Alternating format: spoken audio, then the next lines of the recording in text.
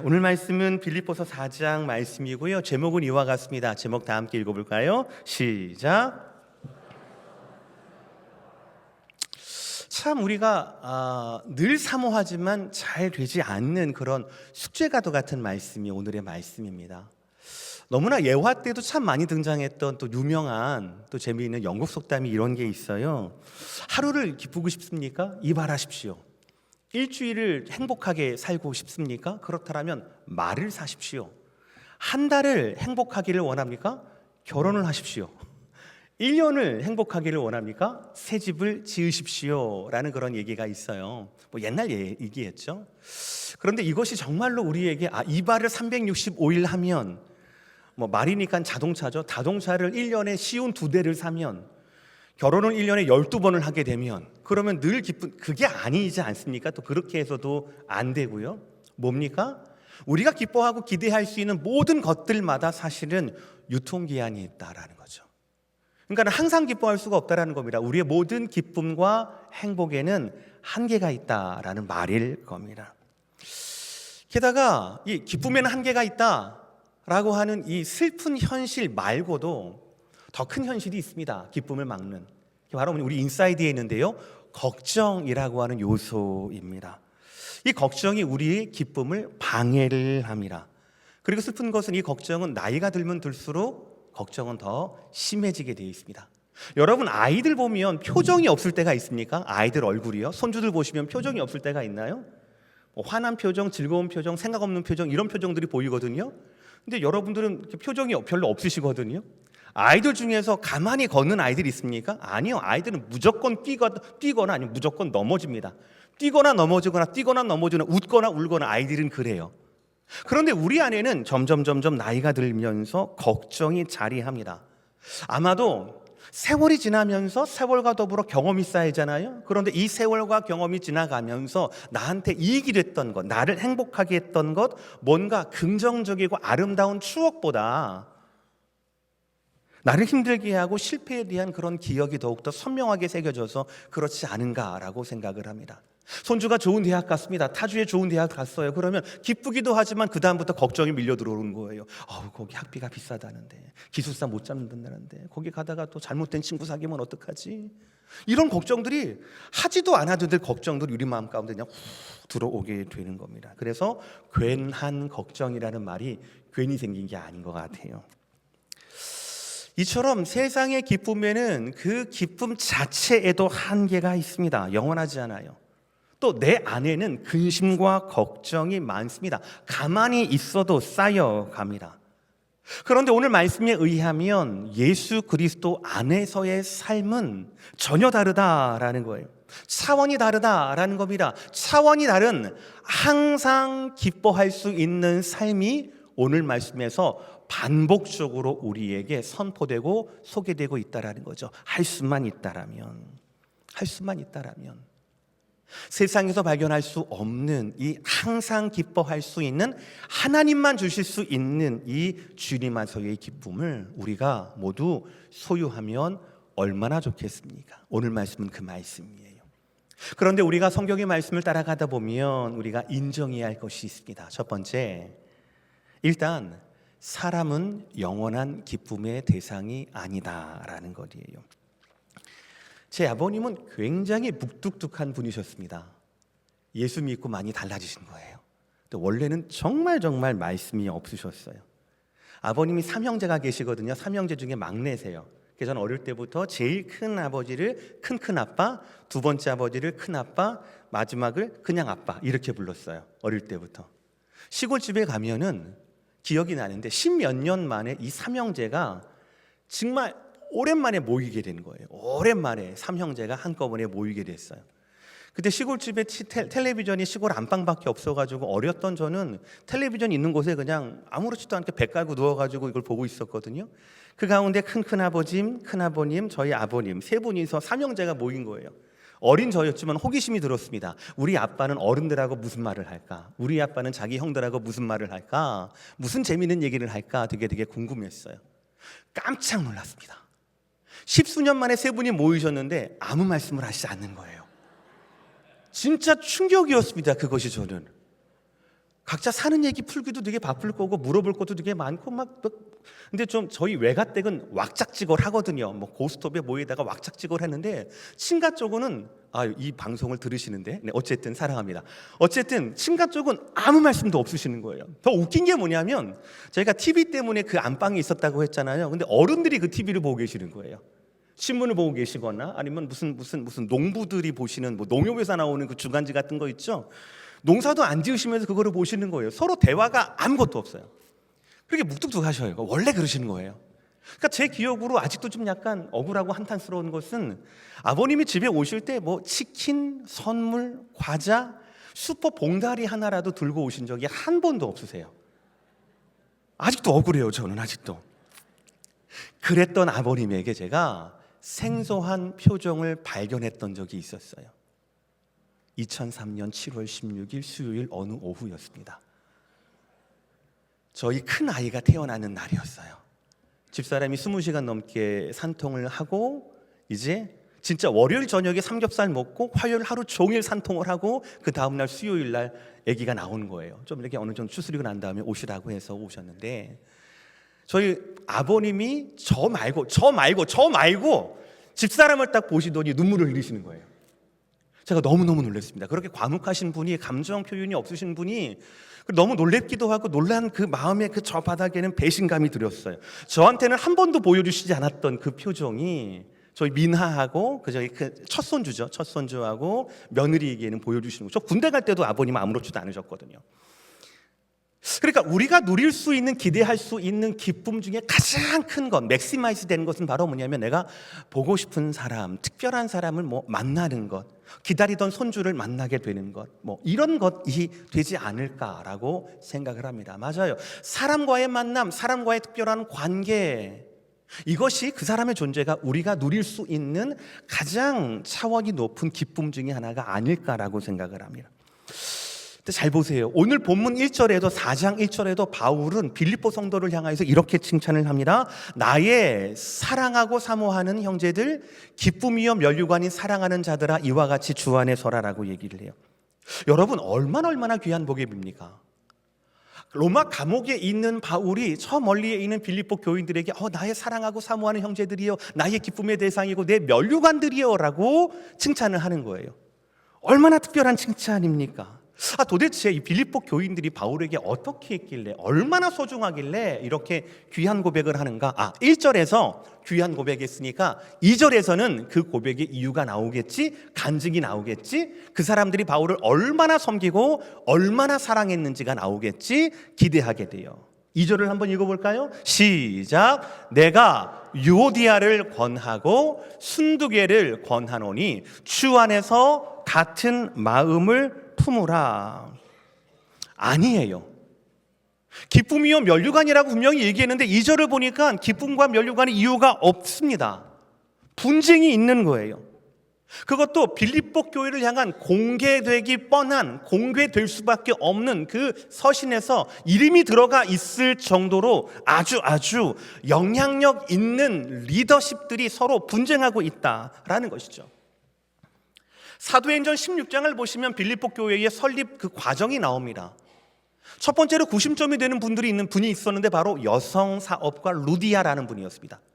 그러니까 아마도 빌립보 교회에는요, 다른 교회들보다 이 여성들의 리더십과 여성들의 목소리와 여성들의 헌신이 더 중요하지 않았을까라고 예상을 해요. 왜냐하면 저 유오디아 그리고 순두개라고 하는 헬라 이름이 여성 이름이거든요. 그러니까 그냥 장로님들이 많고 여자분들이 있고 이게 아니라 아마 여성분들이 굉장히 중요한 역할을 하는 빌립보서의 상황 가운데 교회 전체를 흔드는 분란이 지금 유오디아와 순두개 가운데 일어났다라는 것이죠. 근데 놀라운 사실은 사도 바울은 2절과 3절을 보시면 이분들의 문제를 포인트아웃하지 않습니다. 찝지 않아요. 분석하지 않습니다. 누가 더 잘못했다, 어떻게 해결하라 이렇게 말씀하고 있지 않습니다. 문제에 집중하지 않습니다. 해결을 냅니다. 복음 안에서 해결을 내요.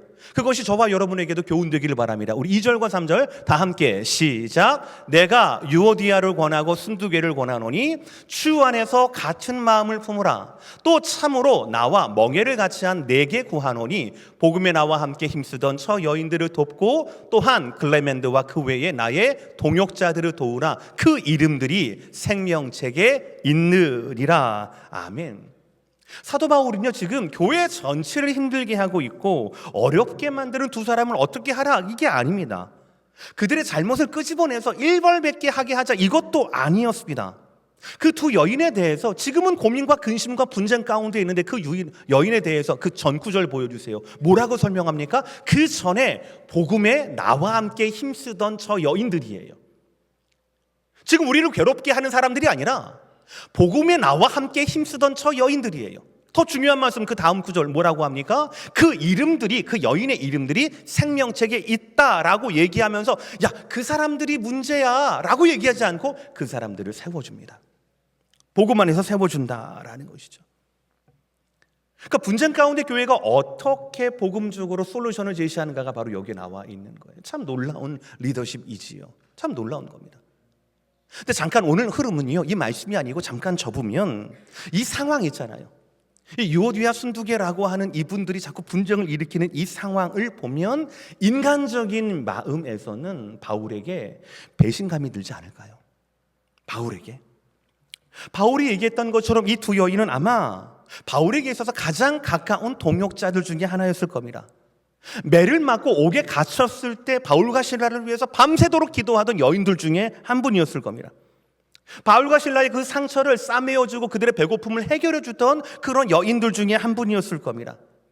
그래서 1절 말씀처럼 나의 기쁨, 나의 면류가, 나의 사모하는 형제들 중에 하나였을 거예요. 그러나 이제는 어떻습니까? 서로를 못 견뎌하며 공동체를 아프게 하는 분쟁의 중심 가운데 있게 되었다는 것이죠.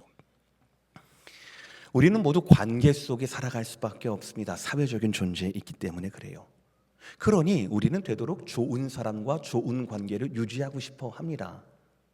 그러나 여러분, 아무리 좋은 사람이라도 아무리 좋은 관계라도 안타깝게 영원하지 않다라는 거예요. 그러니 자연히 사람으로는 영원한 기쁨의 근거가 될 수 없다라는 점이지요. 두 번째, 상황도 아닙니다. 우리가 경험했던 기쁨 중에서 사람 말고 성취와 성공에서 오는 것도 굉장히 크지요. 특히 원하던 것, 간절히 원하던 것을 이루었다, 성공이죠, 성취죠. 그럼 굉장히 좋습니다. 기뻐요, 행복합니다. 그러나 우리의 모든 상황 자체가 기쁨의 대상이 될 수는 없어요. 왜냐하면 지금 내가 기뻐하는 성공과 성취가 예상하지 못하는 새로운 문제와 걱정을 가져다 줄 수 있기 때문에 그래요. 그리고 그런 경우가 굉장히 많습니다. 제 삶에 있어서 가장 기뻤던 순간 중에 한 순간은 제가 한 20여 년 전에 2001년이죠. 사실 2001년에 신학대학원을 입학하게 된 거예요. 제가 평생에 꿈꿨던 교육자로서의 제대로 된 한 걸음을 이제 입학을 통하여서 신대원을 통하여서 하게 되는 것이죠. 근데 총신대 신대원은 겨울방학, 그러니까 입학하기 전 겨울방학 동안 2달 동안 헬라어와 히브리어를 집중 수업을 받습니다. 그러니까 기숙사에 있으면서 집중 수업을 받아야 되는 거예요. 근데 당장 다음 주부터 이제 수업이 시작이 되는데 오늘 기숙사를 못 구하게 되는 겁니다. 그러니까 기숙사는 지금은 잘 모르겠지만 저 때만 하더라도 4인 1실이었거든요. 기숙사가 좀 낡았지만 좋았습니다. 근데 이 제한되다 보니까 뭐 미국도 마찬가지지만 주소지가 먼 분이 있죠. 주소지가 저기 뭐 전라도 광주나 뭐 목포나 부산이나 대구나 대전이라 이렇게 경기도 양지가 총신대 신대원 그 건물이었는데 거기에서 주소지가 먼 분들부터 우선순위가 있게 되는 거예요. 저는 그때 경기도 부천에서 왔다 갔다 했거든요. 그리고 같은 경기도권인 거니까 저한테는 이렇게 혜택이 돌아오질 않은 겁니다. 근데 조금 억울해요. 왜냐하면 경기도가 엄청 길거든요. 그러니까 양지가 부천에서 양지로 오려면은요 2시간이 걸려요. 2시간 걸쳐서 와야 되는 겁니다. 저는 차도 없었고 그 당시에 그리고 뭐 하루에 4시간씩 이렇게 버릴 수 있는 그런 상황도 아니다 보니까 저한테는 기숙사가 너무나 절실했어요. 근데 신입생이니까 뭐 알 수도 없죠. 우두커니 있는데 누군가 선배로부터 그런 얘기를 듣는 거, 저한테 한 얘기는 아니었어요. 자기들끼리 하는 얘기를 제가 들은 겁니다. 야, 닭장에는 아직 자리가 있대라고 얘기를 하는 겁니다. 분명히 들었어요. 닭장이라고요. 뭔가 싶어가지고 따라가 봤습니다. 따라가 봤더니 뭐냐면 도서관 건물 1층에 보면 1층 이쪽에 보면 원래는 옛날 책들을 쌓아놓았던 아마 그런 서고였던 것 같아요.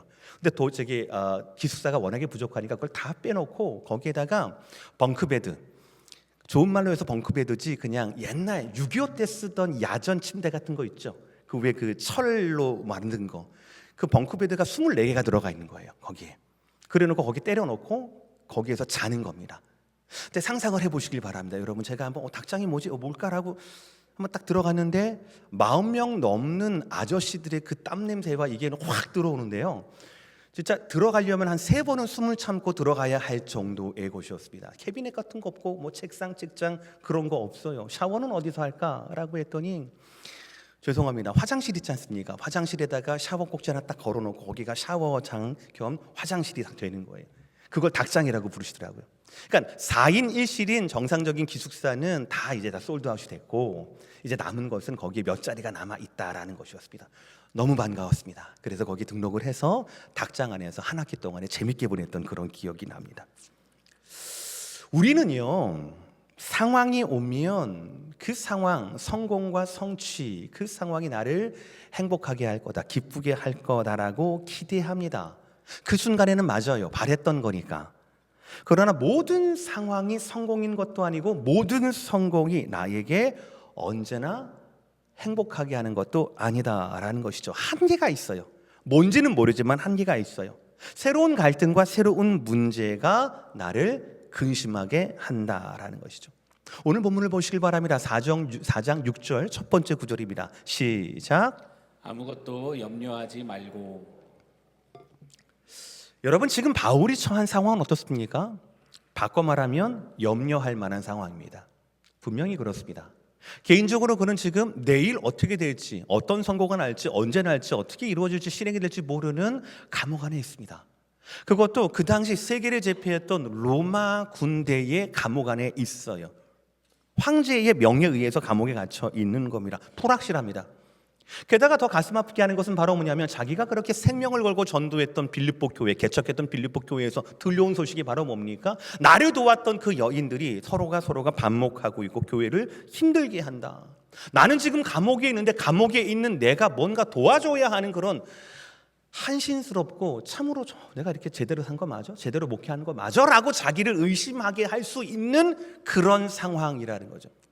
만약에 여러분이 바울이라면 그 소식을 듣고 난 다음에 빌립보 교회에 그 권사님 계시죠? 그 권사님 계시죠? 두 분이 막 싸우고 있대요. 난리가 아니래요. 라는 얘기를 들었다 칩시다. 그 얘기를 듣고 난 다음에 잠을 잘 수가 있겠습니까?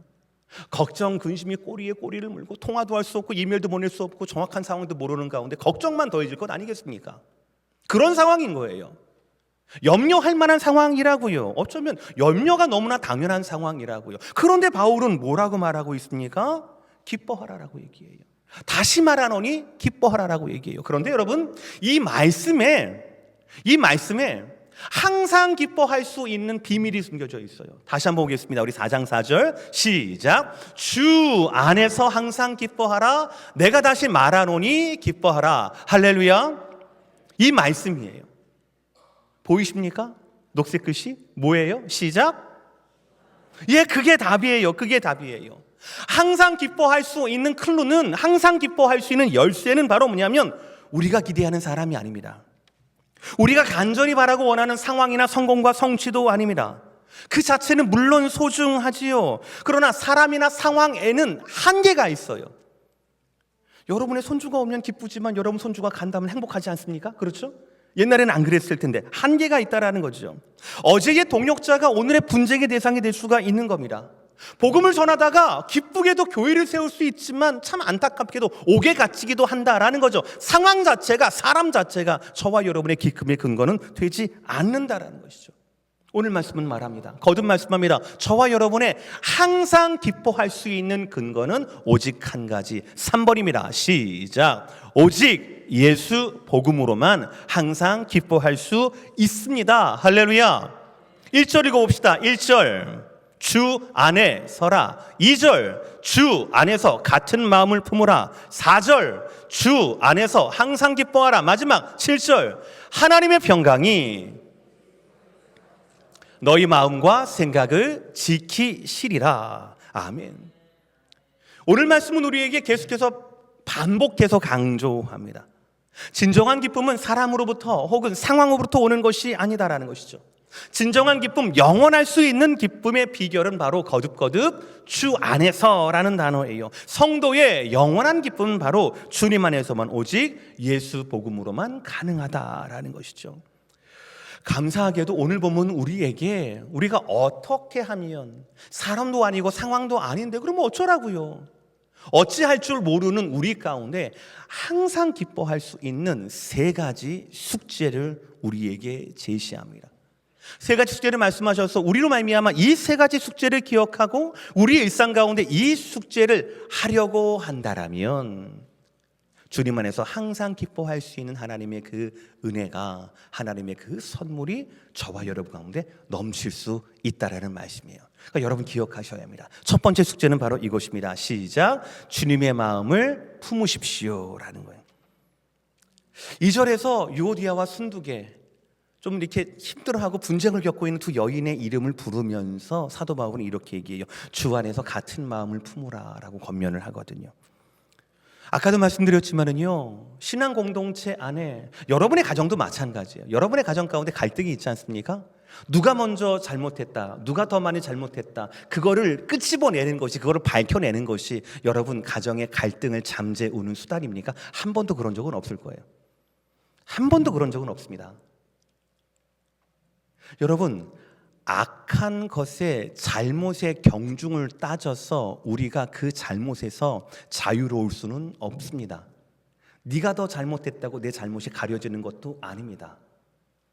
심리학과 상담업에서는 내가 너를 이해하고 네가 나를 이해할 수 있다라면, 소통할 수 있다라면 훨씬 더 좋은 공동체를 가질 수 있어라고 이야기를 합니다. 예, 그렇습니다. 그럴 수 있습니다. 그러나 오늘 말씀은 그 정도에서 그치지 않습니다. 오늘 말씀은 내가 주님의 마음을 품고 너도 주님의 마음을 품으라 라는 거예요. 서로가 주님 마음 품으라는 겁니다. 이것은 빌립보서 4장뿐만 아니라 2장에서도 같은 가르침이에요. 너희 안에 이 마음을 품으라, 곧 그리스도 예수의 마음이니. 여러분, 빌립보서에 나오는 예수님의 마음이 무엇입니까? 겸손한 마음이에요. 섬기는 마음이고요, 낮아지는 마음이에요. 사람에게 집중하면 이런 마음이 안 생깁니다. 사람에게 집중하면 집중할수록 오해가 생깁니다. 그래서 억울해요. 나만 당하는 것 같아요. 그래서 결국 생각하면 생각할수록 화해는 점점점 멀어지게 되는 겁니다. 그러니 우리가 인생을 살아가면 살아갈수록 인간관계가 좁아질 수밖에 없는 거예요. 왜입니까? 우리 안에는 겸손을 원하지 않기 때문에 그래요. 우리 안에는 예수의 마음을 품기 싫어하는 죄성이 있기 때문에 그렇습니다. 반대로 말하면 그래서 하나님의 도우심이 없이는 우리는 예수의 마음을 품을 수가 없는 거예요. 그러니 여러분, 우리가 예수의 마음을 품으려면, 서로가 예수의 마음을 품으려면 여러분이 저를 인정하고 제가 여러분을 이해하는 것이 아니라, 그 정도가 아니라, 그래서 룰루랄라 행복하고 기쁜 교회 분위기 만드는 그것이 아니라 제가 예수의 마음을 품어야 하고 여러분이 예수의 마음을 품어야 한다라고 오늘 말씀은 말하고 있는데, 이것은 노력으로 되는 게 아니에요. 우리 안에는 예수의 마음을 담고자 하는 마음이 없기 때문에 그렇거든요. 그러니 무엇이 필요합니까? 하나님의 도우심이 필요한 겁니다. 그러니 우리는 하나님께 구해야 한다라는 겁니다. 우리 모두가 각자 열심히 각자의 성격대로, 성품대로 신앙생활 하다가 지치거나 부딪힐 것이 아니라, 각자의 열심으로 막 가는 것이 아니라 예수님의 성품대로, 예수님의 그 겸손한 대로, 예수님의 그 십자가의 원리대로, 그 복음대로라고 하는 공통의 목적이 있어야 우리는 항상 기쁠 수 있다라는 사실입니다. 사랑하는 성도 여러분, 쉽지는 않습니다. 하나님이 도와주셔야 합니다. 그러나 우리 안에 이것은 숙제입니다. 내가 내 마음대로, 내가 편한 대로 신앙생활 할 것이 아니라, 가정도 마찬가지고요, 자녀에게도 마찬가지입니다. 기준은 하나님이요, 기준은 예수님이요, 예수님의 마음을 품고 예수님 마음을 품는 것을 사모하시는 저와 여러분 되시기를 주의 이름으로 축복합니다. 자, 저로 눈을 보셔요. 저한테 약속하시는 겁니다. 뭐라고 약속하시냐면, 예, 제가 먼저 주님 마음 품겠습니다. 시작. 제가 먼저 주님 마음 품겠습니다. 2층, 예, 똑똑히 말씀하셨어요. 좋아요. 자, 이제 서로를 바라보시길 바랍니다. 눈을 바라보셔야 돼요. 서로를 바라보시면서 예, 제가 먼저 주님 마음 품겠습니다. 시작. 예, 제가 먼저 주님 마음 품겠습니다. 아멘, 아멘. 만족의 차원이 아니라 주님만이 줄 수 있는, 항상 기뻐할 수 있는 그 첫 번째 숙제, 서로의 마음이 아니라 주님의 마음을 품는 것이라고 하는 것 꼭 기억하시길 바랍니다. 두 번째, 우리는 기쁨의 이유를 복음에서만 찾아야 합니다. 다른 것에 찾으면 안 되는 거예요. 지금까지 말씀드린 거예요. 우리 다시 한번 4장 4절 시작. 주 안에서 항상 기뻐하라. 내가 다시 말하노니 기뻐하라. 이 기쁨이라는 말은요, 성령의 열매인 희락이라는 말과 같은 어원입니다. 그리고 성경에서는 기쁨과 희락이 대부분 같은 의미로 쓰여요. 기쁨은 희락과 마찬가지로 하나님의 단어입니다. 변하지 않기 때문에 그래요. 그래서 항상 기뻐하라가 되는 겁니다.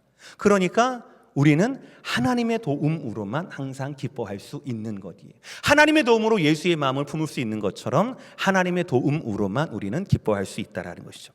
그런데 한 가지 우리가 혼동하는 것을 좀 짚고 넘어가야 할 것 같아요. 둘 다 좋은 단어인 것 같은데 그렇지 않습니다. 기쁨, 희락이라는 단어와 행복이라는 단어를 혼동하시면 안 됩니다. 희락은 그리스도인의 미덕입니다. 행복은 세상적인 가치입니다. 둘 사이에 비슷해 보이지만 많은 차이가 있어요. 행복은 전적으로 외적이고 환경에 영향을 받습니다. 잘 들으세요. 그래서 있어야 행복합니다. 가져야 행복해요. 여러분 중에 푸사를 보면 강아지 사진 참 많죠? 그렇죠? 강아지가 있는 분들은 강아지가 행복의 대상이라면 강아지가 있어야 행복한 겁니다. 강아지를 만지고 강아지가 나를 따라주고 핥아주고 먹이를 주고 이럴 때 내가 행복을 느끼는 거예요. 있어야만 행복한 겁니다.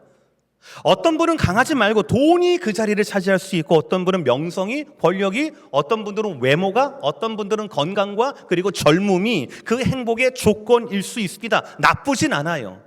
근데 행복의 모든 조건은 외적인 겁니다. 그래서 위험한 건 바로 뭐냐면, 세상의 행복이 위험한 건 바로 뭐냐면 그 요소가 사라지면 행복도 같이 사라진다는 사실이에요. 그러니까 위험한 기쁨인 거죠. 이것은, 행복이라고 하는 것은. 그러나 하나님이 말씀하시는 항상 기뻐하는 희락은 다릅니다. 희락은 말씀대로 하나님의 성품에서 나와요. 성령의 열매입니다. 우리 다음 주가 갈라디아서 말씀의 성령의 열매거든요. 그 다음 주에도 말씀을 드릴게요. 이 하나님의 나라, 하나님의 희락에는요, 하나님의 나라가 담겨 있어요. 로마서 14장을 보시면 하나님의 나라는 오직 성령 안에 있는 의와 평강과 희락이니라 라고 말씀을 하세요. 그러니까 희락이라고 하는 것은 항상 기뻐할 수 있는, 영원히 기뻐할 수 있는 희락이라고 하는 것은 하나님 안에서만 발견할 수 있는데, 오직 성령의 도우심으로 하나님 나라 자체가 바로 희락이라는 것이에요. 그러니 희락은 외적인 것이 아니라 내적인 것입니다. 여러분, 이 기준을 아셔야 합니다. 이 기준을 알아야 내가 추구해야 할 것, 내가 소원히 해야 할 것, 내가 하나님께 구해야 할 것이 조건에 따라 있고 없고 달라지는 행복이냐, 아니면 내 안에서 흘러나오는, 따먹어도 계속 맺어 나오는 성령의 열매인가를 여러분 구별할 수가 있다는 거예요. 있으면 막 좋고 없으면 풀이 주는 행복이 아니라, 세상의 가치인 행복이 아니라 성령 하나님께서 주시는, 그리고 하나님 나라에 가장 가까운 그 안에서만 발견할 수 있는 복음만이 근거가 되는 그 기쁨이 바로 저와 여러분 추구해야 할 기쁨이라는 것이죠. 우리는 이것을 잊지 말아야 합니다. 복음만이 여러분의 기쁨의 근거가 되어야 한다는 것이죠. 마지막 세 번째예요. 우리가 첫 번째, 세 가지 숙제에서 첫 번째는 주님의 마음 품어야 한다는 것이고, 두 번째는 기쁨의 근거를 복음에서 찾아야 한다는 것이죠. 알아요. 아는데 못해요. 근데 그것에 대한 답이 세 번째 있습니다. 시작. 기도의 특권을 늘 사용하십시오라는 겁니다. 걱정을 치유하는 방법이 있을까요? 예, 있습니다. 어떤 상황에서도 이 복음의 기쁨, 영원한 기쁨, 하나님 나라의 기쁨을 회복할 수 있는 방법이 있을까요? 예, 있습니다. 오늘 하나님의 말씀은 우리에게 기도의 자리, 기도의 특권을 이렇게 소개합니다. 6절과 7절 천천히 시작. 아무것도 염려하지 말고 다만 모든 일에 기도와 간구로 너희 구할 것을 감사함으로 하나님께 아뢰라. 그리하면 모든 지각에 뛰어난 하나님의 평강이 그리스도 예수 안에서 너희 마음과 생각을 지키시리라. 기도는 하나님과의 대화입니다. 그냥 하나님과의 대화가 아니라 그의 아들 예수 그리스도의 이름을 부를 수 있는 하나님과의 관계의 대화입니다. 그러니 이 기도는 성도의 특권이라고 할 수가 있는 겁니다. 게다가 기도는 하나님께서 예수를 통하여 우리에게 주시는 그 선물을 주시는 방법이고 통로입니다. 또한 기도는 이 세상에 살아가면서 자신의 약함과 세상의 악함으로 인하여 걱정과 근심이 꼬리에 꼬리를 무는 그 모든 것들을 끊어버릴 수 있는 하나님의 해독제가 바로 이 기도라는 것이죠. 마지막 문장입니다.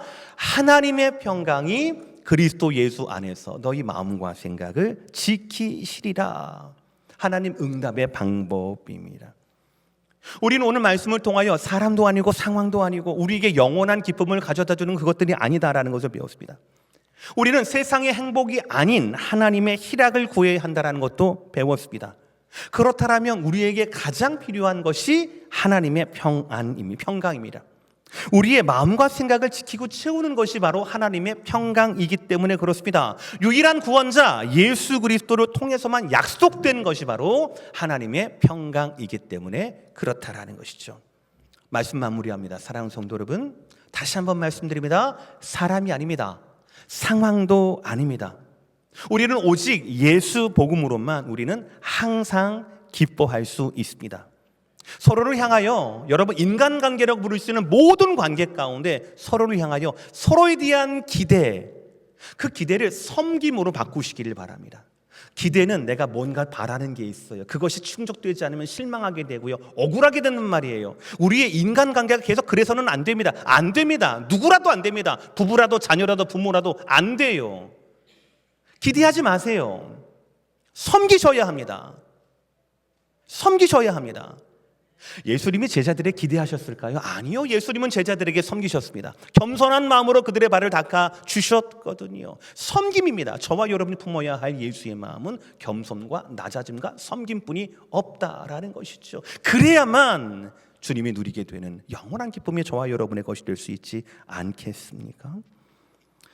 그렇게 되면 아무런 상황이 변하지 않는 것, 성공과 성취가 없음에도 불구하고, 변한 것 없음에도 불구하고 하나님이 주시는 그 평강이 우리의 마음과 생각을 지키실 뿐 아니라 우리의 삶에 찬양과 감사를 회복하게 할 것입니다. 그 기쁨이 영원하기 때문에 이 기쁨, 영원한 기쁨은 하나님의 선물이 되는 것이죠. 성령의 열매가 되는 것이죠. 그러니 사랑하는 성도 여러분, 우리가 이것들을 누리려면, 이 열매를 먹으려면 어디로 나아가야 합니까? 성도의 특권인 기도의 자리로 나아가야 한다라는 것이죠. 성도만이 가진 예수 그리스도의 그 이름, 그 이름의 특권을 사용해야 합니다. 감사함으로 그 이름으로 기도하면 하나님의 평강이 우리를 지배하게 될 것입니다. 멈추지 않는 감사와 찬양과 기쁨이 따먹으면 따먹을수록 계속 열매를 맺는 그 열매가, 항상 기뻐할 수 있는 그 열매가 저와 여러분의 삶에 더욱더 풍성하게 되기를 주의 이름으로 축복합니다.